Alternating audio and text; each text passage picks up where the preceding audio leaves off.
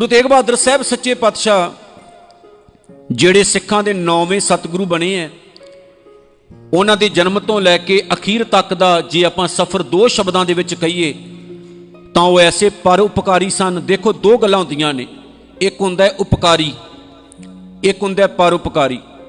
ਉਪਕਾਰੀ ਆਪਾਂ ਸਾਰੀਆਂ, ਮੈਂ ਉਪਕਾਰ ਕਰਦਾ ਆਪਣੇ ਬੱਚਿਆਂ ਤੇ, ਆਪਣੇ ਮਾਂ-ਬਾਪ ਤੇ, ਆਪਣੇ ਭੈਣਾਂ ਭਰਾਵਾਂ ਤੇ, ਆਪਣੀ ਪਤਨੀ ਤੇ, ਇਹ ਉਪਕਾਰੀ ਹੈ। ਜਿਹੜਾ ਸਾਡਾ ਇੱਕ ਦਾਇਰਾ ਫੈਮਿਲੀ ਦਾ, ਉਹ ਉਪਕਾਰੀ ਆ ਆਪਾਂ। ਜਦੋਂ ਅਸੀਂ ਆਪਣੇ ਬੱਚਿਆਂ ਨੂੰ ਕੁਝ ਲੈ ਕੇ ਦਿੰਦੇ ਹਾਂ, ਕੁਝ ਸਾਡੇ ਬੱਚੇ ਸਾਨੂੰ ਲੈ ਕੇ ਦਿੰਦੇ ਨੇ, ਅਸੀਂ ਉਹਨਾਂ ਦਾ ਦੁੱਖ ਸੁੱਖ ਦੇਖਦੇ ਹਾਂ, ਤਾਂ ਅਸੀਂ ਉਪਕਾਰੀ ਹਾਂ।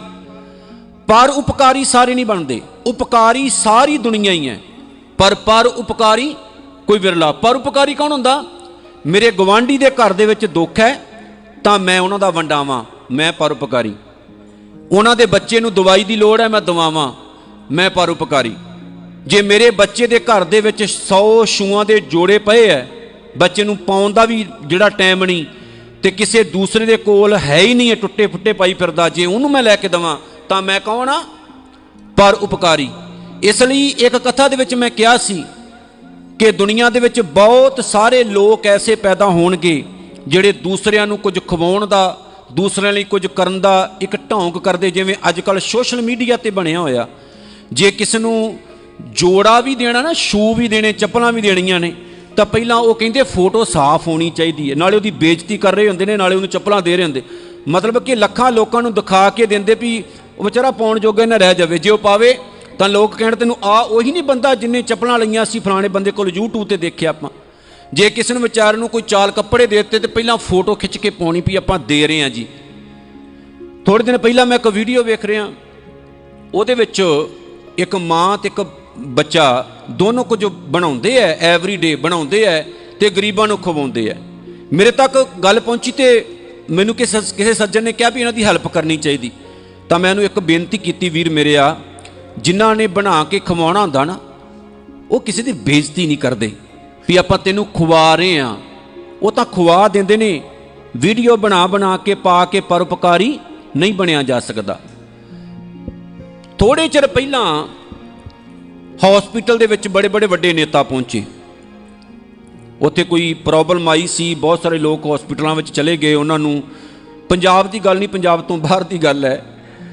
ਤੇ ਇੱਕ ਕੇਲਾ ਫੜਾ ਕੇ ਨਾ ਇੱਕ ਵੱਡਾ ਸਾਰਾ ਨੇਤਾ ਤੇ ਫੋਟੋ ਖਿਚਾ ਰਿਹਾ। ਉਹ ਜਿਹਨੂੰ ਵਿਚਾਰ ਨੂੰ ਕੇਲਾ ਫੜਾ ਰਿਹਾ, ਉਹਦੀ ਵਿਚਾਰੀਆਂ ਆਪਣੀਆਂ ਬਾਚੀਆਂ ਅੰਦਰ ਵੜੀਆਂ ਹੋਈਆਂ, ਤੇ ਇੱਕ ਕੇਲੇ ਨਾਲ ਉਹਨੇ ਕੀ ਰਜਣਾ ਸੀ, ਲੇਕਿਨ ਫੋਟੋ ਪਵਾ ਕੇ ਉਹਨੇ ਸਾਬਤ ਕਰਤਾ ਆਪਾਂ ਕੇਲਿਆਂ ਦੀ ਸੇਵਾ ਕਰ ਰਹੇ। ਲੇਕਿਨ ਇੱਥੇ ਦੇਖੋ, ਜਿਹੜਾ ਕਿਸੇ ਨੂੰ ਕੁਝ ਦੇਣਾ ਚਾਹਵੇ ਨਾ, ਅੰਦਰ ਤੋਂ ਚਾਹਨਾ ਵੀ ਮੈਂ ਕਿਸੇ ਲਈ ਕੁਝ ਕਰਨਾ, ਉਹ ਚੁੱਪ ਚਪੀਤੇ ਕਰ ਦਿੰਦਾ। ਉਹ ਵਿਖਾਵਾ ਕਰਕੇ ਨਹੀਂ ਕਰਦਾ ਵੀ ਮੈਂ ਕੁਝ ਕਰ ਰਿਹਾ। ਇਸ ਲਈ ਮੈਂ ਕਿਹਾ ਸੀ ਨਾਨ ਪ੍ਰੋਫਿਟ ਆਰਗੇਨਾਈਜੇਸ਼ਨ ਬਹੁਤ ਹੋਣਗੀਆਂ, ਬਹੁਤ ਬਣਨਗੀਆਂ, ਬਹੁਤ ਸਾਰੇ ਲੋਕ ਵੀ ਚੈਰਿਟੀਆਂ ਦੇ ਨਾਮ ਤੇ ਟਕਵੰਜ ਕਰਨਗੇ, ਪਰ ਸਾਰੇ ਭਗਤ ਪੂਰਨ ਸਿੰਘ ਨਹੀਂ ਬਣਨੇ, ਬਿਲਕੁਲ ਵੀ ਨਹੀਂ ਬਣਨੇ। ਨਾ ਸਾਰੇ ਭਾਈ ਕਨ੍ਹਈਆ ਸਿੰਘ ਬਣਨੇ ਆ, ਕਿਉਂਕਿ ਇਹ ਵਿਰਲੇ ਵਾਂਝਿਆਂ ਨੂੰ ਖਿਤਾਬ ਹਾਸਲ ਹੁੰਦਾ। ਸੋ ਆਪਣੇ ਲਈ ਕਰਨਾ ਉਪਕਾਰੀ, ਦੂਸਰਿਆਂ ਲਈ ਕਰਨਾ ਕੀ ਹੈ? ਪਰਉਪਕਾਰੀ। ਤੇ ਗੁਰੂ ਤੇਗ ਬਹਾਦਰ ਸਾਹਿਬ ਦੇ ਵਿੱਚ ਇਹ ਗੁਣ ਬੜਾ ਕਮਾਲ ਦਾ। ਬਹੁਤ ਛੋਟੀ ਉਮਰ ਸੀ ਜਦੋਂ ਬਾਬਾ ਗੁਰਦਿੱਤਾ ਜੀ ਦੇ ਵਿਆਹ ਉੱਤੇ ਉਹਨਾਂ ਦੀ ਮਦਰ ਮਾਤਾ ਨਾਨਕੀ, ਉਹਨਾਂ ਨੇ ਸੋਹਣੇ ਕੱਪੜੇ ਪਵਾ ਕੇ ਬਾਹਰ ਤੋਰਿਆ। ਛੋਟੇ ਜਿਹੇ ਸਨ, ਅਜੇ ਸਤਿਗੁਰੂ ਨਹੀਂ ਸੀ ਬਣੇ, ਤੇ ਤਿਆਗਮਲ ਉਹਨਾਂ ਦਾ ਨਾਮ ਸੀ। ਗੁਰੂ ਤੇਗ ਬਹਾਦਰ ਬਾਅਦ ਚ ਹੋਇਆ ਤਿਆਗਮਲ ਤੋਂ। ਜਦੋਂ ਕਰਤਾਰਪੁਰ ਦੀ ਜੰਗ ਲੜੀ ਸੀ ਨਾ ਗੁਰੂ ਸਾਹਿਬ ਨੇ ਗੁਰੂ ਹਰਗੋਬਿੰਦ ਸਾਹਿਬ ਦੇ ਨਾਲ, ਤਾਂ ਗੁਰੂ ਹਰਗੋਬਿੰਦ ਸਾਹਿਬ ਨੇ ਕਿਹਾ ਸੀ, ਪੁੱਤਰਾ ਤੇਰਾ ਅੱਜ ਤੋਂ ਬਾਅਦ ਜਿਹੜਾ ਨਾਮ ਹੈ ਨਾ ਉਹ ਤੇਗ ਬਹਾਦਰ ਹੋਏਗਾ, ਤਿਆਗਮਲ ਨਹੀਂ। ਤਾਂ ਮਾਤਾ ਨੇ ਕੱਪੜੇ ਪਵਾ ਕੇ ਬਾਹਰ ਭੇਜਿਆ, ਤੇ ਬਾਹਰ ਕਿਸੇ ਨੂੰ ਕੱਪੜੇ ਦੇ ਕੇ ਵਾਪਸ ਆ ਗਏ। ਮਾਤਾ ਨੇ ਦੇਖਿਆ ਵੀ ਇੰਨੀ ਠੰਡ ਹੈ ਤੇ ਠਰੂ ਕਰਦੇ ਵਾਪਸ ਆ ਗਏ। ਕਹਿੰਦੇ ਪੁੱਤਰਾ ਤੇਰੇ ਕੱਪੜੇ ਕਿੱਥੇ ਹੈ? ਤਾਂ ਅੱਗੋਂ ਉਹਨਾਂ ਨੇ ਇਹ ਜਵਾਬ ਦਿੱਤਾ, ਬਾਹਰ ਮੇਰੇ ਵਰਗਾ ਕੋਈ ਮੇਰਾ ਦੋਸਤ ਸੀ, ਉਹਨੂੰ ਲੋੜ ਸੀ ਤੇ ਮੈਂ ਉਹਨੂੰ ਦੇ ਦਿੱਤੇ। ਮਾਤਾ ਬੜੀ ਖੁਸ਼ ਹੋਈ ਤੇ ਨਾਲ ਹੀ ਪੁੱਛਿਆ, ਪੁੱਤ ਉਹਨੂੰ ਕਿਉਂ ਦਿੱਤੇ, ਤੂੰ ਨੰਗਾ ਆ ਗਿਆ? ਤਾਂ ਉਹਨਾਂ ਨੇ ਇਹ ਜਵਾਬ ਦਿੱਤਾ ਸੀ, ਉਹਦੇ ਘਰ 'ਚ ਨਹੀਂ ਸੀ ਤੇ ਨਾ ਉਹਨੂੰ ਮਿਲਣੇ ਸੀ, ਲੇਕਿਨ ਮੈਨੂੰ ਪਤਾ ਸੀ ਮੈਨੂੰ ਹੋਰ ਮਿਲ ਜਾਣੇ। ਆਖੋ ਸਤਨਾਮ ਸ੍ਰੀ ਵਾਹਿਗੁਰੂ। ਇਤਿਹਾਸਕਾਰ ਕੀ ਕਹਿੰਦੇ ਆ, ਜਿਸ ਦਿਨ ਇੱਕ ਬੱਚੇ ਨੂੰ ਨੰਗਾ ਦੇਖਿਆ ਤਾਂ ਗੁਰੂ ਤੇਗ ਬਹਾਦਰ ਸਾਹਿਬ ਨੇ ਆਪਣੇ ਕੱਪੜੇ ਲਾਤੇ। ਜਦੋਂ ਹਿੰਦੁਸਤਾਨ ਨੂੰ ਨੰਗਾ ਦੇਖਿਆ ਤੇ ਪੂਰੇ ਸਰੀਰ ਨੂੰ ਚਾਦਰ ਬਣਾ ਕੇ हिंदुस्तान के उत्ते पाता भी मैं तुहानूं नंगा नहीं वेख सकदा। ऐसा परोपकारी जीवन कि रहिंदी जिंदगी 9 साल की उम्र दे विच छोटा जिहा बच्चा उन्हां दे सामने खेडन दिया 9 साल का जवान उन्हां दी धर्म पत्नी माता गुजर कौर है, लेकिन छड्डण दा फैसला कर लिया। ते देखो पूरी लाइफ उन्हां दी कि किस तरीके दे नाल उन्हां ने एशिया की उस टाइम की बहुत वड्डी गौरमेंट औरंगजेब नूं ललकारिया। ये कोई छोटी मोटी गल नहीं सी। शायद आज सानू लगे भी ये तो किहड़ी वड्डी गल सी, गुरु तेग बहादुर साहब ने कहता।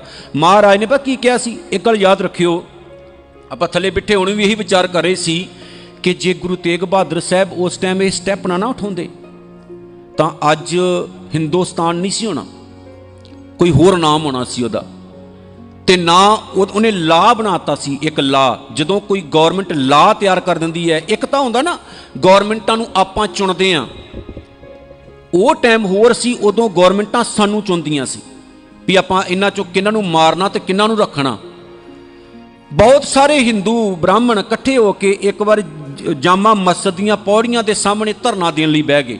औरंगजेब दा राज सी ते कोई उन्हें बड़ा गलत फैसला जा लिया सी ते उहदे बरखलाफ उन्होंने जाके धरना दिता ते औरंगजेब दी वेट करन लग पे भी आपां नूं रिक्वेस्ट करांगे बादशाह आ जिहड़ा तू फरमान जारी किया वापस लै ला। इन्नी गल कहनी सी उन्होंने। औरंगजेब नूं जदों इस गल दा पता लगा, ध्यान नाल सुनने वाली गल है, जदों उहनूं इस गल दा पता लगा ना कि जामा मस्जिद के बाहर मैं नमाज पढ़न वास्ते आया तो बाहर ये धरना दे के बैठे, उन्हें अंदर बैठे ने यह हुक्म जारी कर दिता, हाथियां दे पैरां थले सारियां नूं लताड़ दो, एक भी जिउंदा नहीं सी छड्डिया। आखो सतनाम, एक भी जिउंदा नहीं सी छड्डिया। इहो जिहा बंदा चाचे दे पुत्त उन्हें मरवा दिते, अपने भरा उन्हें मरवाए, अपना सका प्यो शाहजहान जिन्हें अपनी घरवाली मुमताज की याद विच ताज महल उसारिया सी, उन्होंने उहदे विच वसना नसीब नहीं सी होया। 8 साढ़े 8 साल लगातार उसनूं जेल खाने दे विच सुट के ते घुट घुट पानी तो तरसा के उन्हें अपने प्यो नूं मारिया, अपने प्यो नूं। वो बंदा किसी का सका किदां हो सकता सी। उन्हें फिर यह फरमान जारी कर दिता कि 1.25 मन जंजू लैण तो बाद रात नूं रोटी खावांगा, चाहे वह किसी नूं मार के लाओ जां किसी कोल प्यार नाल लवा लो। ते खास हुक्म जारी इन्हें कीता सी कश्मीर दे विच शेर अफगान खान दे राहीं, जिहड़ा उत्थों दा सी मेन बंदा, उत्थे हुक्म यह जारी होया क्योंकि देखो कश्मीर सी करीम, आपां दुध रिड़कदे हां, लस्सी बाहर कढ़दे हां, लस्सी अलग हो जाती है, मक्खन अलग हो जाता। हुण लस्सी दा ते मक्खन दा तां कोई बराबरी नहीं ना गई। जिवें गुरबाणी में एक जगह ते आख्या संतों माखन खाया छाछ पीए संसार, छाछ का मतलब लस्सी, लस्सी। हुण लस्सी ते मक्खन, सारा हिंदुस्तान लस्सी ते कश्मीर जिहड़ा सी उहनूं मक्खन समझिया जांदा सी। कश्मीर दे विच जिहड़े हिंदू ब्राह्मण सन वो बड़े विद्वान पढ़े लिखे सी, सारे चंगे पढ़े लिखे एजुकेटेड जिहड़े बंदे सी कश्मीर विच सी। उहदी खोपड़ी दे विच एक गल आई, ध्यान नाल सुणिओ कि जे मैं कश्मीर दे पढ़े लिखे ब्राह्मणां नूं अपने धर्म दे विच लै आवां तां पूरे इंडिया नूं, पूरे हिंदुस्तान नूं, भारत नूं इस्लाम धर्म धारण कराउणा कोई बहुत वड्डी गल नहीं है। जिस तरह ईसाई धर्म दे कुछ जिहड़े शैतानी बिरती दे बंदे है, उन्होंने पंजाब की धरती दे विच कुछ एजुकेटेड जिहड़े बंदे सी उन्होंने चुनिया। पहलां तां उत्थे स्कूल खुलाए, स्कूलों के राहीं तुहाडे बच्चिआं नूं उन्होंने अपनी सिक्ख्यावां दित्तियां। उस तो बाद उन्होंने जगह जगह ते उन्होंने अपने जिहड़े सी ओह गिरजे चर्चां उन्होंने तैयार कीतियां, हर पिंड तक ऑलमोस्ट हो चुकियां ने। फिर उन्होंने घर घर विच पहुंचाया पढ़े लिखे बंदियां नूं, उन्हां कोल समझ सी, आम बंदियां नूं उन्होंने प्रेरिया, सिखां नूं खास तौर ते टारगेट किया। भोले भाले लखां की तादाद विच सिख अज गुरद्वारे नहीं चर्चां च जांदे। ये गल दुख दी है पर यह सुननी पैनी। असीं खुद सर्वेखण किया एक जगह ते तरनताਰਨ जिले दे विच 4 पिंड, पूरे 4 पिंड सिखां दे ईसाई बन गए। कित्थों तुसीं सिक्खी साਂਭ लओगे? ते साडे सिखां नूं लड़ाई तो इलावा कोई होर गल ही नहीं। निक्कियां निक्कियां गल्लां करके पग्गां लाई जांदे, छोटियां छोटियां गल्लां करके लड़ी जांदे, एक दूजे दे नाल लड़ाई झगड़ा इस तो अगाह नहीं वो टप्पे। पर जिन्हां ने कुछ करना हुंदा है वो बहुत दूर तक जांदे है। औरंगजेब ने कहा यह करीम है ते इनू पहला मैं हासिल करां, ਕਸ਼ਮੀਰ ਨੂੰ। ਸੋ ਉਹਦੇ ਉੱਤੇ ਖਾਸ ਤੌਰ ਤੇ ਉਹਨੇ ਲਾਲਚ ਵੀ ਦਿੱਤੇ ਕਿ ਮੈਂ ਤੁਹਾਨੂੰ ਪ੍ਰਾਪਰਟੀਆਂ ਵੀ ਦੇਵਾਂਗਾ, ਜਿਹੜੇ ਮੁਸਲਮਾਨ ਬਣ ਗਏ ਸਭ ਕੁਝ ਕਰਾਂਗਾ, ਪਰ ਜਿਹੜੇ ਨਹੀਂ ਬਣੇ ਕਤਲ ਕਰ ਦਿਓ। ਚਲੋ ਜੀ, ਹੋ ਗਿਆ ਕੰਮ ਸਟਾਰਟ। ਜਿਹੜੇ ਨਹੀਂ ਬਣੇ ਕਤਲ, ਜਿਹੜੇ ਬਣ ਗਏ ਉਹਨਾਂ ਨੂੰ ਇਨਾਮ, ਪ੍ਰਾਪਰਟੀਆਂ, ਜ਼ਮੀਨ ਜਾਇਦਾਦਾਂ, ਬਹੁਤ ਕੁਝ ਦਿੱਤਾ ਗਿਆ। ਅੱਜ ਜਿਹੜੇ ਸਾਨੂੰ ਮੁਸਲਮਾਨ ਭਾਰਤ ਵਿੱਚ ਦਿਸਦੇ ਆ ਨਾ, ਇਹ ਕਿਤੋਂ ਅਰਬ ਕੰਟਰੀ ਤੋਂ ਥੋੜ੍ਹੇ ਆਏ, ਇਹ ਸਾਰੇ ਸਾਡੇ ਹੀ ਚਾਚੇ ਤਾਏ ਸੀ, ਇਹ ਸਾਡੇ ਸਾਰੇ ਰਿਸ਼ਤੇਦਾਰ ਸੀ, ਇਹ ਸਾਡੇ ਆਪਣੇ ਸੀ ਜਿਹੜੇ ਬਣੇ, ਇਹ ਬਾਹਰੋਂ ਥੋੜ੍ਹੀ ਕਿਤੋਂ ਆਏ। ਲੇਕਿਨ ਉਹਨਾਂ ਨੇ ਆਪਣੀ ਗੌਰਮੈਂਟ ਦੇ ਅਸਰ ਰਸੂਖ ਦੇ ਹੇਠਾਂ ਐਸਾ ਤਕੜਾ ਕੰਮ ਕੀਤਾ ਕਿ ਲੱਖਾਂ ਦੀ ਤਾਦਾਦ ਵਿੱਚ ਲੋਕਾਂ ਨੂੰ ਉਹਨੇ ਮੁਸਲਮਾਨ ਬਣਾਇਆ, ਮਾਰ ਕੇ, ਕੁੱਟ ਕੇ, ਲਾਲਚ ਦੇ ਕੇ, ਜਿੱਦਾਂ ਵੀ ਕਹਿ ਸਕਦੇ ਹਾਂ। ਸੋ ਪੰਡਿਤ ਕਿਰਪਾ ਰਾਮ ਜਿਹੜਾ ਸੀ, ਉਹਦਾ ਗੁਰੂ ਘਰ ਨਾਲ ਬੜਾ ਪਿਆਰ ਸੀ, ਪੜ੍ਹਿਆ ਲਿਖਿਆ ਬੰਦਾ ਸੀ। ਉਹਦੇ ਉੱਤੇ ਜਿਹੜੇ ਕਸ਼ਮੀਰ ਦੇ ਬ੍ਰਾਹਮਣ ਸੀ, ਉਹਨਾਂ ਨੇ ਆਪਣੀ ਡੋਰ ਸੁੱਟ ਦਿੱਤੀ ਵੀ ਤੇਰਾ ਗੁਰੂ ਘਰ ਦੇ ਨਾਲ ਚੰਗਾ ਪਿਆਰ ਹੈ ਤੇ ਇਸ ਟਾਈਮ ਕੋਈ ਦੇਵੀ ਦੇਵਤੇ ਨੂੰ ਮਨਾਉਣ ਦੀ ਲੋੜ ਨਹੀਂ, ਨਾ ਕਿਸੇ ਨੇ ਆਉਣਾ, ਨਾ ਕੋਈ ਆਉਣ ਲੱਗਾ। ਇਹ ਆਪਾਂ ਵੀ ਜਾਣਦੇ ਹਾਂ, ਸਾਰੇ ਜਾਣਦੇ ਸੀ। ਸੋ ਜੇਕਰ ਕੋਈ ਸਾਨੂੰ ਇਸ ਟਾਈਮ ਬਚਾ ਸਕਦਾ ਤੇ ਉਹ ਗੁਰੂ ਤੇਗ ਬਹਾਦਰ ਸਾਹਿਬ, ਗੁਰੂ ਨਾਨਕ ਦਾ ਘਰ, ਹੋਰ ਕੋਈ ਨਹੀਂ। ਸੋ ਪੰਡਿਤ ਕਿਰਪਾ ਰਾਮ ਦੀ ਅਗਵਾਈ ਵਿੱਚ ਇੱਕ ਬੜਾ ਵੱਡਾ ਪੜ੍ਹੇ ਲਿਖੇ ਬ੍ਰਾਹਮਣਾਂ ਦਾ, ਪੰਡਤਾਂ ਦਾ, ਰਿਸਪੈਕਟਡ ਜਿਹੜੇ ਸੀ, ਉਹਨਾਂ ਦਾ ਇੱਕ ਜਥਾ ਕਾਬਲਾ ਆਨੰਦਪੁਰ ਸਾਹਿਬ ਨੂੰ ਤੁਰਿਆ। ਗੁਰੂ ਤੇਗ ਬਹਾਦਰ ਸਾਹਿਬ ਦੇ ਨਾਲ ਇੱਕ ਵਿਸ਼ੇਸ਼ ਮੀਟਿੰਗ ਤੈਅ ਹੋਈ, ਸਾਹਿਬ ਦੇ ਨਾਲ ਗੱਲਾਂ ਬਾਤਾਂ ਹੋਈਆਂ। ਗੁਰੂ ਤੇਗ ਬਹਾਦਰ ਸਾਹਿਬ ਦਾ ਪਰਿਵਾਰ ਬੈਠਾ, ਸਿੱਖ ਬੈਠੇ, ਗੁਰੂ ਸਾਹਿਬ ਦਾ ਬੱਚਾ 9 ਸਾਲ ਦੀ ਉਮਰ ਦਾ ਗੁਰੂ ਗੋਬਿੰਦ ਸਿੰਘ ਮਹਾਰਾਜ, ਜਿਨ੍ਹਾਂ ਦਾ ਨਾਮ ਗੋਬਿੰਦ ਰਾਏ ਸੀ, ਉਹ ਵੀ ਲਾਗੇ ਖੇਡਦੇ ਨੇ। ਇਤਿਹਾਸਕਾਰ ਕੀ ਕਹਿੰਦੇ ਹੈ ਕਿ ਉਹਨਾਂ ਨੇ ਆਪਣੀ ਸਾਰੀ ਸਿਚੁਏਸ਼ਨ ਦੱਸੀ ਤਾਂ ਗੁਰੂ ਤੇਗ ਬਹਾਦਰ ਸਾਹਿਬ ਨੇ ਕਿਹਾ ਸਭ ਪਤਾ ਹੈ। ਤਾਂ ਉਹਨਾਂ ਨੇ ਅੱਗੋਂ ਬੇਨਤੀ ਕੀਤੀ, ਮਹਾਰਾਜ ਹੁਣ ਕੋਈ ਬਚਾਉਣ ਲਈ ਨਹੀਂ ਆਉਣ ਲੱਗਾ, ਕੋਈ ਕਿਸੇ ਨੇ ਨਹੀਂ ਆਉਣਾ, ਨਾ ਸਾਡੇ ਭਗਵਾਨਾਂ ਨੇ, ਨਾ ਦੇਵੀ ਦੇਵਤੇ ਨੇ, ਕਿਸੇ ਨੇ ਨਹੀਂ। ਸਾਡੇ ਲਈ ਸਾਡੀ ਜ਼ਿੰਦਗੀ ਦਾ, ਸਾਡੇ ਸਰੀਰ ਦਾ, ਸਾਡੀ ਇੱਜ਼ਤ ਦਾ ਸਹਾਰਾ ਤੁਸੀਂ ਹੋ ਤੇ ਤੁਸੀਂ ਸਾਨੂੰ ਹੁਣ ਬਚਾਉਣਾ, ਤੁਸੀਂ ਕਿਰਪਾ ਕਰੋ। ਬੜੀ ਵੱਡੀ ਗੱਲ ਸੀ। ਇਹ ਨਹੀਂ ਵੀ ਹੁਣ ਇੱਕਦਮ ਗੁਰੂ ਸਾਹਿਬ ਨੇ ਫੈਸਲਾ ਲੈ ਲਿਆ ਹੋਵੇਗਾ, ਉਹ ਤਾਂ ਬੋਲਣ ਵਾਲਿਆਂ ਦੇ ਆਪਣੇ ਜਜ਼ਬਾਤ ਨੇ ਭਾਵੁਕ ਹੋ ਕੇ ਕਹਿ ਦਿੰਦੇ। ਬੜੀ ਵੱਡੀ ਗੱਲ ਸੀ। ਤਾਂ ਜਦੋਂ ਸਾਰੀ ਗੱਲਬਾਤ ਤੈਅ ਹੋਈ, ਹੁਣ ਐਡੀ ਵੱਡੀ ਗੌਰਮੈਂਟ ਨਾਲ ਪੰਗਾ ਲੈਣਾ ਕੋਈ ਮਾੜੀ ਮੋਟੀ ਗੱਲ ਥੋੜੀ ਸੀ। ਇੱਧਰ ਕਰੋੜਾਂ ਦੀ ਤਾਦਾਦ ਵਿੱਚ ਸਿੱਖ ਕੌਮ ਸੀ ਜਿਹੜੀ ਪੂਰੇ ਭਾਰਤ ਵਿੱਚ ਖਿਲਰੀ ਹੋਈ ਸੀ, ਉਹਨਾਂ ਨੂੰ ਵੀ ਖਤਰਾ ਹੋ ਸਕਦਾ ਸੀ। ਪਰ ਗੁਰੂ ਤੇਗ ਬਹਾਦਰ ਸਾਹਿਬ ਨੇ ਉਹਨਾਂ ਸਾਰੇ ਜਿਹੜੇ ਆਗੂ ਪਹੁੰਚੇ ਸਨ ਹਿੰਦੂ ਧਰਮ ਦੇ, ਉਹਨਾਂ ਨੂੰ ਪਿਆਰ ਨਾਲ ਬਿਠਾ ਕੇ ਇੱਕ ਗੱਲ ਸਮਝਾ ਦਿੱਤੀ।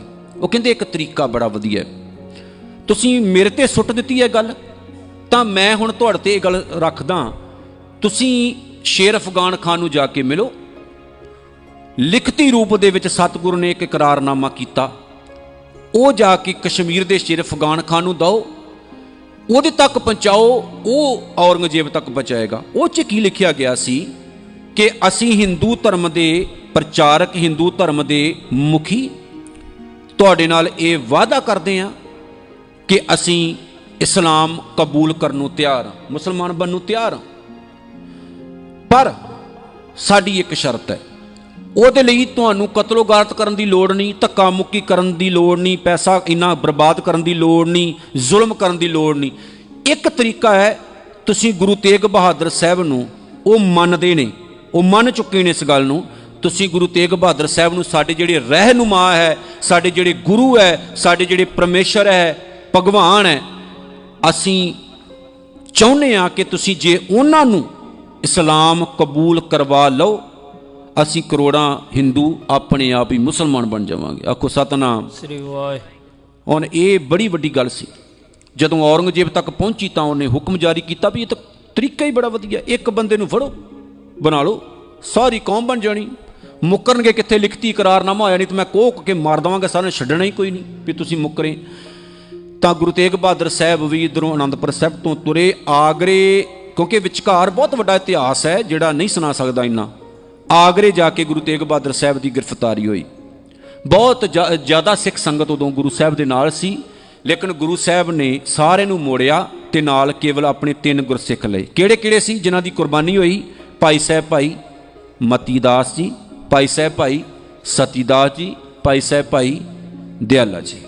ਇਹ ਤਿੰਨੇ ਹੀ ਆਪਣੇ ਨਾਲ ਲਏ। ਬਾਕੀ ਦੀ ਜਿਹੜੀ ਸੰਗਤ ਸੀ ਵਾਪਸ ਤੋਰ ਦਿੱਤੀ, ਔਰ ਕੁਝ ਸੰਗਤਾਂ ਵੈਸੇ ਹੀ ਇਤਿਹਾਸਕਾਰ ਕਹਿੰਦੇ ਨਾਲ ਦਿੱਲੀ ਤੱਕ ਗਈਆਂ ਜਿਨ੍ਹਾਂ ਨੇ ਨਿਗਰਾਨੀ ਕੀਤੀ।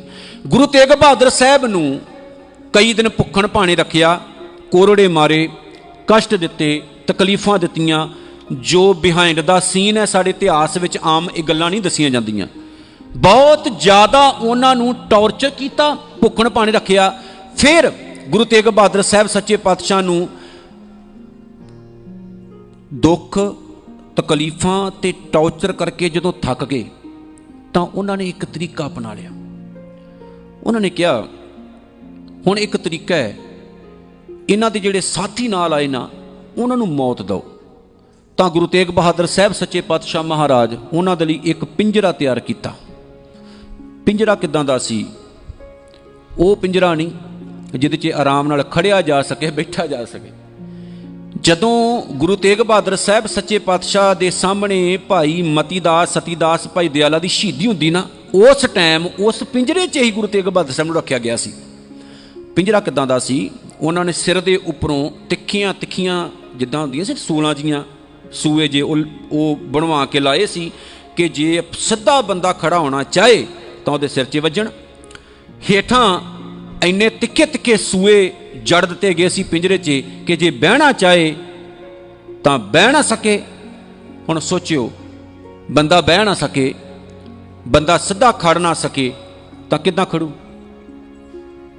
गोडे जिहड़े सी विंगे करके, तो उहदे लई किन्ना कुछ खड़ सकोगे तुसीं? ये एक बहुत वड्डा दुख सी, कष्ट सी जिहड़ा गुरु तेग बहादुर साहब नूं दे के उन्होंने ये सोचिया भी ये मनाउणा है, किसी भी तरीके नाल मनाओ। जो डीपली जाने तुसीं, मैं हमेशा ये गल कहना ना, इतिहास नूं सुणदे वक्त, इतिहास नूं पढ़दे वक्त तुसीं उत्थे पहुँच जाओ। कल मैं सारा गढ़ी मूवी देख रहा सी, बड़ी देर पहला आई लेकिन मैं फर्स्ट टाइम देखी, जिहड़ी बॉलीवुड ने बनाई। बिलीव करियो वो मूवी देख के उत्थे ही पहुँच गया। इदां लगा जिवें मैं सब कुछ उन्हां दीयां अखां नाल वेख रहा।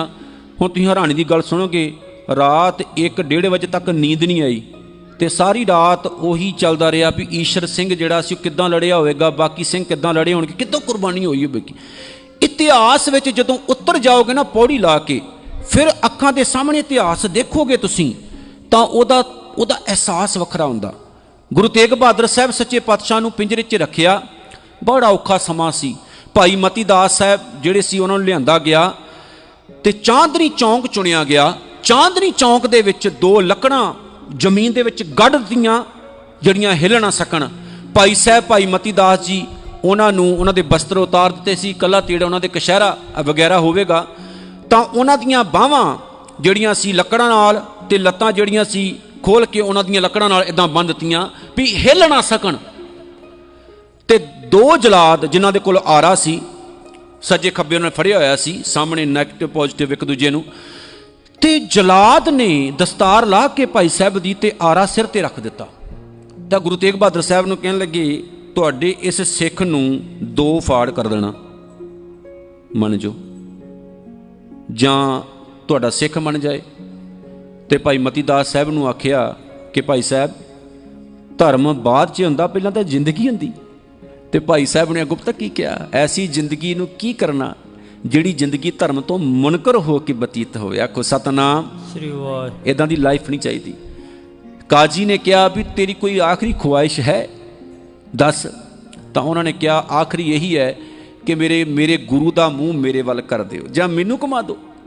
तो गुरु तेग बहादुर साहब सच्चे पातशाह नूं अखां नाल अखां पा के जदों देखिया तो जलाद ने कहा भी करो जी काम स्टार्ट। तो भाई मतीदास ने पता की कहा, एक ओंकार सतनाम करता पुरख निर्भव निर्वैर अकाल अजूनी सैभंग गुर आरा चलना शुरू हो गया। वो आरा जड़ा जदों तुरिया भाई साहब के सिर तो ते किदां वो नक तक पूरे शरीर नूं चीरदा आखिर भाई साहब भाई मतीदास नूं 2 फड़ करके सैडां ते टंग गया। लेकिन जिन्हां ने वो सब कुछ वेखिया वो रहिंदी जिंदगी भुला नहीं सके। ते खून कहंदे उत्थे इन्ना सी कि भावें उहदे विच नहा लो। ते भाई मतीदास दे मूँह चों सी ना निकली, लेकिन जिन्हां ने देखिया वो किदां पिटे किदां रोए, ये बयान नहीं किया जा सकता। इहदे लई मेरे कोल शब्द नहीं, क्योंकि ये उही जानते ने जिहदे नाल सब कुछ होया। ਤਾਂ ਹੀ ਕਿਹਾ ਜਾਂਦਾ ਇਹ ਕੋਈ ਸੌਖੀ ਗੱਲ ਨਹੀਂ ਹੈ। ਜਿੱਥੇ ਆ ਗੁਰਦੁਆਰੇ ਜਿਹੜੇ ਮਿਲੇ ਨਾ ਸਾਨੂੰ, ਇਹ ਕੋਈ ਸੌਖੇ ਨਹੀਂ ਮਿਲੇ, ਆਸਾਨ ਨਹੀਂ ਮਿਲੇ। ਗੁਰੂ ਤੇਗ ਬਹਾਦਰ ਸਾਹਿਬ ਦੀਆਂ ਅੱਖਾਂ ਸਾਹਮਣੇ ਫਿਰ ਭਾਈ ਦਿਆਲਾ ਲਿਆਂਦੇ। ਉਹਨਾਂ ਦੇ ਲਈ ਉਹਨਾਂ ਨੇ ਇੱਕ ਬੜਾ ਖਤਰਨਾਕ ਰਸਤਾ ਚੁਣਿਆ। ਅੱਗ ਬਾਲ ਕੇ ਦੇਗ ਰੱਖੀ, ਦੇਗ ਵਿੱਚ ਪਾਣੀ ਭਰਿਆ। ਜਦੋਂ ਉਬਲ ਰਿਹਾ ਸੀ ਨਾ ਪਾਣੀ, ਤਾਂ ਉਹਨਾਂ ਨੇ ਕਿਹਾ ਦਿਆਲਿਆ ਮਤੀ ਦਾਸ ਤਾਂ ਗਏ, ਤੂੰ ਬਚ। ਉਹਨਾਂ ਦਾ ਵੀ ਇਹੀ ਜਵਾਬ ਸੀ, ਮੇਰਾ ਮੂੰਹ ਮੇਰੇ ਗੁਰੂ ਵੱਲ ਕਰ ਦਿਓ, ਸਿੱਖੀ ਨਹੀਂ ਛੱਡਣੀ, ਇਸਲਾਮ ਮਾੜਾ ਨਹੀਂ ਹੈ ਪਰ ਧੱਕੇ ਨਾਲ ਕਬੂਲ ਨਹੀਂ ਕਰਨਾ। ਹਰ ਧਰਮ ਦੇ ਵਿੱਚ ਪਰਮਾਤਮਾ ਨੂੰ ਮੰਨਣ ਦੀ ਜਿੱਦ ਹੈ, ਰੱਬ ਨੂੰ। ਹਰ ਧਰਮ ਇਨਸਾਨੀਅਤ ਸਿਖਾਉਂਦਾ ਹੈ, ਪਰ ਇਹ ਕਾਹਦੀ ਇਨਸਾਨੀਅਤ ਧੱਕੇ ਨਾਲ ਤੁਸੀਂ ਮਨਾ ਰਹੇ ਹੋ, ਇਹ ਕੰਮ ਨਹੀਂ ਕਰਨਾ। ਤਾਂ ਭਾਈ ਸਾਹਿਬ ਭਾਈ ਦਿਆਲਾ ਨੂੰ ਉਹਨਾਂ ਨੇ ਗੁਰੂ ਤੇਗ ਬਹਾਦਰ ਸਾਹਿਬ ਦੀਆਂ ਅੱਖਾਂ ਦੇ ਸਾਹਮਣੇ, ਬੜੀ ਵੱਡੀ ਗੱਲ ਸੀ ਇਹ, ਦੇਖੋ, ਦੇਗ ਦੇ ਵਿੱਚ ਬਿਠਾਇਆ। ਆਪਾਂ ਤਾਂ ਫੋਟੋ ਦੇਖਦੇ ਭਾਈ ਦਿਆਲਾ ਬਾਹਰ ਬੈਠੇ, ਦੇਗ 'ਚ ਮੂੰਹ ਨਜ਼ਰ ਆ ਰਿਹਾ, ਇੱਦਾਂ ਨਹੀਂ ਸੀ ਕੀਤਾ। ਦੇਗ ਦੇ ਵਿੱਚ ਬਿਠਾ ਕੇ ਦੇਗ ਦਾ ਢੱਕਣ ਉੱਪਰੋਂ ਲਗਾ ਕੇ ਤੇ ਢੱਕਣ ਘੁੱਟ ਕੇ ਬਣ ਦਿੱਤਾ ਗਿਆ ਸੀ, ਤਾਂ ਕਿ ਜਦੋਂ ਉਹ ਪਾਣੀ ਦੇ ਵਿੱਚ ਆਲੂ ਵਾਂਗੂ ਉਬਲਣਾ ਨਾ ਸਰੀਰ ਉਹਨਾਂ ਦਾ, ਤੇ ਉਹ ਤੜਫ ਤੜਫ ਕੇ ਬਾਹਰ ਨਿਕਲਣ ਦੀ ਕੋਸ਼ਿਸ਼ ਕਰਨਗੇ ਵੀ ਤਾਂ ਵੀ ਨਹੀਂ ਨਿਕਲ ਦੇਣਾ। ਤੇ ਭਾਈ ਦਿਆਲਾ ਜੀ ਦਾ ਸਰੀਰ ਉਸ ਦੇਗ ਦੇ ਵਿੱਚ ਹੀ ਉਬਾਲੇ ਖਾ ਗਿਆ ਤੇ ਉਹਨਾਂ ਦੀ ਸ਼ਹਾਦਤ ਹੋ ਗਈ। ਇੱਕ ਸਿੱਖ ਬਚਿਆ ਭਾਈ ਸਤੀ ਦਾਸ। ਉਹਨਾਂ ਨੇ ਕਿਹਾ ਤੁਹਾਡੀ ਕੀ ਸਲਾਹ? ਉਹਨਾਂ ਨੇ ਕਿਹਾ ਜਿੱਥੇ ਵੀਰ ਮੇਰੇ ਦੋਨੋਂ ਗਏ ਉੱਥੇ ਹੀ ਜਾਣਾ। ਤੇ ਪਿਆਰਿਓ, ਜੋ ਹੁਣ ਹੋ ਗਿਆ ਹੋ ਗਿਆ, ਧਰਮ ਤੇ ਨਹੀਂ ਛੱਡਣ ਲੱਗਾ, ਧਰਮ ਤੇ ਨਹੀਂ ਛੱਡਣ ਲੱਗਾ ਮੈਂ। ਤਾਂ ਗੁਰੂ ਤੇਗ ਬਹਾਦਰ ਸਾਹਿਬ ਦੀਆਂ ਅੱਖਾਂ ਸਾਹਮਣੇ ਰੂੰ ਮੰਗਾ ਕੇ ਭਾਈ ਸਤੀ ਦਾਸ ਜੀ, ਉਹਨਾਂ ਦੇ ਪੂਰੇ ਸਰੀਰ ਦੇ ਉੱਤੇ ਰੂੰ ਲਪੇਟ ਦਿੱਤਾ ਗਿਆ। ਤਾਂ 1 ਮਿੰਟ ਨਹੀਂ ਲੱਗਾ ਜਦੋਂ ਰੂੰ ਨੂੰ ਅੱਗ ਲਗਾਈ। 1675 ਸਨ ਸੀ ਇਹ, ਤਾਂ ਮੈਂ ਕਈ ਵਾਰ ਕਹਿੰਦਾ ਨਾ, ਉੱਥੇ 1675 ਦੇ ਵਿੱਚ ਭਾਈ ਸਤੀ ਦਾਸ ਜੀ ਸੜੇ ਜਿਉਂਦੇ। ਫਿਰ 1984 ਵਿੱਚ ਪਤਾ ਨਹੀਂ ਕਿੰਨੇ ਕੁ ਸਿੱਖ ਸੜੇ ਜਿਉਂਦੇ। ਤੇ ਜਿਉਂਦਿਆਂ ਜੀ ਭਾਈ ਸਤੀ ਦਾਸ ਜੀ ਨੂੰ ਰੂੰ ਦੇ ਵਿੱਚ ਲਪੇਟ ਕੇ ਅੱਗ ਦੇ ਹਵਾਲੇ ਕਰ ਦਿੱਤਾ, ਔਰ ਉਹ ਪਰਮਾਤਮਾ ਦੇ ਪਵਿੱਤਰ ਚਰਨਾਂ 'ਚ ਜਾ ਬਰਾਜੇ।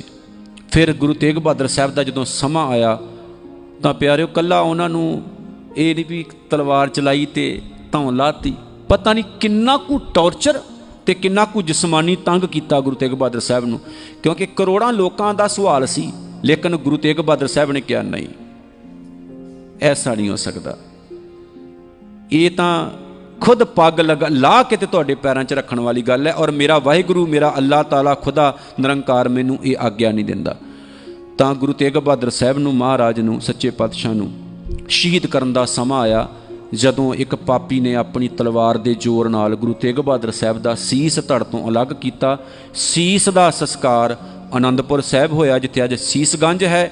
ਧੜ ਦਾ ਸੰਸਕਾਰ ਜਿੱਥੇ ਸਤਿਗੁਰੂ ਦਾ ਪਵਿੱਤਰ ਅਸਥਾਨ ਬਣਿਆ ਹੋਇਆ ਰਕਾਬਗੰਜ, ਉੱਥੇ ਸੰਸਕਾਰ ਹੋਇਆ। ਔਰ ਲੱਖੀ ਸ਼ਾਹ ਵਣਜਾਰੇ ਨੇ ਕਿਸ ਤਰੀਕੇ ਦੇ ਨਾਲ ਆਪਣੀ ਹਵੇਲੀ ਨੂੰ ਅੱਗ ਲਗਾ ਕੇ ਮਹਾਰਾਜ ਦੇ ਪਾਵਨ ਧੜ ਦਾ ਸੰਸਕਾਰ ਕੀਤਾ, ਇਹ ਪੂਰੀ ਦੁਨੀਆ ਦੇ ਵਿੱਚ ਇੱਕ ਵਿਲੱਖਣ ਗੱਲ ਸੀ। 300 ਮੀਲ ਦੇ ਲਾਗੇ ਚਾਗੇ ਸੀਸ ਦਾ ਸੰਸਕਾਰ ਹੋ ਰਿਹਾ ਤੇ 300 ਮੀਲ ਦੇ ਲਾਗੇ ਚਾਗੇ ਧੜ ਦਾ ਸੰਸਕਾਰ ਹੋ ਰਿਹਾ। ਔਰ ਇਸ ਤਰ੍ਹਾਂ ਇੱਕ ਵੱਖਰਾ ਇਨਕਲਾਬ ਦੇ ਕੇ, ਸ਼ਹਾਦਤਾਂ ਦੇ ਕੇ ਗੁਰੂ ਤੇਗ ਬਹਾਦਰ ਸਾਹਿਬ ਪੂਰਨੇ ਪਾ ਕੇ ਗਏ। ਤਦ ਹੀ ਕਿਹਾ ਜਾਂਦਾ ਗੁਰੂ ਤੇਗ ਬਹਾਦਰ ਧਰਮ ਦੀ ਚਾਦਰ, ਉਹ ਧਰਮ ਦੀ ਚਾਦਰ ਸਨ। ਆਪਣੀ ਪੂਰੀ ਆਪਣੀ ਪੂਰੀ ਲਾਈਫ ਉਹਨਾਂ ਨੇ ਸਾਡੇ ਲਈ ਬਤੀਤ ਕੀਤੀ, ਸਾਨੂੰ ਕੁਝ ਦਿੱਤਾ। ਤਾਂ ਹੀ ਆਪਾਂ ਕਹਿੰਦੇ, ਦੇਖੋ ਬੁੱਲੇ ਸ਼ਾਹ ਬੁੱਲਾ ਜਿਹੜਾ ਖੁਦ ਮੁਸਲਮਾਨ ਸੀ, ਉਹਨੇ ਵੀ ਇਹ ਗੱਲ ਕਹੀ ਹੈ।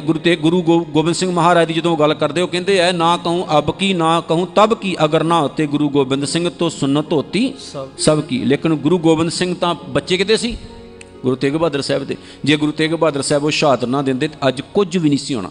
ਸੋ ਸਾਨੂੰ, ਆਪਾਂ ਕਿਸੇ ਇੱਕ ਧਰਮ ਨੂੰ ਟਾਰਗੇਟ ਨਹੀਂ ਕਰਦੇ। ਆਪਾਂ ਕਿਹੜੇ ਬਹੁਤ ਦੁੱਧ ਦੇ ਧੋਤੇ ਆ ਕਿ ਆਪਾਂ ਉਹਨਾਂ ਨੂੰ ਸਮਝਿਆ ਤੇ ਆਪਾਂ ਇਤਿਹਾਸ ਨੂੰ ਸਾਂਭਿਆ। ਮੈਂ ਤਾਂ ਇਹੀ ਗੱਲ ਕਹਾਂਗਾ ਵੀ ਸਾਨੂੰ ਸਭਨਾਂ ਨੂੰ ਆਪਣਾ ਇਤਿਹਾਸ ਸਮਝਣਾ ਚਾਹੀਦਾ, ਆਪਣੇ ਬੱਚਿਆਂ ਨੂੰ ਆਪਣਾ ਇਤਿਹਾਸ ਦੱਸਣਾ ਚਾਹੀਦਾ। ਆਪਣੇ ਬੱਚਿਆਂ ਨੂੰ ਮੂਵੀਆਂ ਦਿਖਾਇਆ ਕਰੋ ਜਿਹੜੀਆਂ ਇਤਿਹਾਸ 'ਤੇ ਬਣੀਆਂ ਹੋਈਆਂ, ਪੜ੍ਹਾਇਆ ਕਰੋ। ਤੁਹਾਡੇ ਬੱਚੇ ਤੁਹਾਡਾ ਨਾਮ ਗਾਂ ਰੌਸ਼ਨ ਕਰਨਗੇ ਤੇ ਸਾਡੇ ਗੁਰੂਆਂ ਨੂੰ ਵੀ ਸਾਡੇ 'ਤੇ ਫਖਰ ਹੋਵੇਗਾ ਵੀ ਇਹਨਾਂ ਨੇ ਮੇਰੀ ਕੌਮ ਨੂੰ, ਮੇਰੇ ਬੱਚਿਆਂ ਨੇ ਮੇਰੀ ਸਿੱਖੀ ਨੂੰ ਸਾਂਭਿਆ।